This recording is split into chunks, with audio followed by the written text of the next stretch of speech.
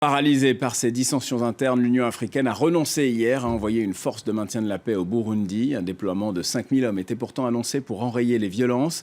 La menace n'a finalement pas été suivie d'effet. Florent Rodeau. Le 26e sommet de l'Union africaine aura finalement accouché d'une souris. Réunis dans la capitale éthiopienne, les chefs d'État africains ont renoncé à envoyer une force de maintien de la paix au Burundi. Un principe pourtant acté en décembre dernier par le Conseil de paix et de sécurité de l'Union africaine. Pour son nouveau président en exercice, Idriss Déby, le temps devrait être à l'action. On a trop écrit, on a trop parlé, on a fait très peu. Le moment n'est plus maintenant aux palabres. Il faut passer à l'acte, aux actes concrets.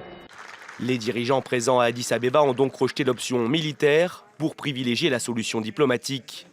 À défaut des 5000 hommes initialement prévus, ils se sont accordés sur l'envoi d'une délégation de très haut niveau pour entamer des discussions avec le gouvernement burundais. Un choix également dicté par le refus catégorique de Bujumbura. Le concept de la force dépendait de l'agrément du gouvernement. On ne peut pas, nous, déployer une armée sans le consentement d'un pays, sauf si vraiment il y a une situation gravissime de violation très grave des droits de l'homme ou de risque de génocide. Le Burundi est plongé dans un engrenage de violence depuis l'été dernier et la réélection controversée de Pierre Nkurunziza.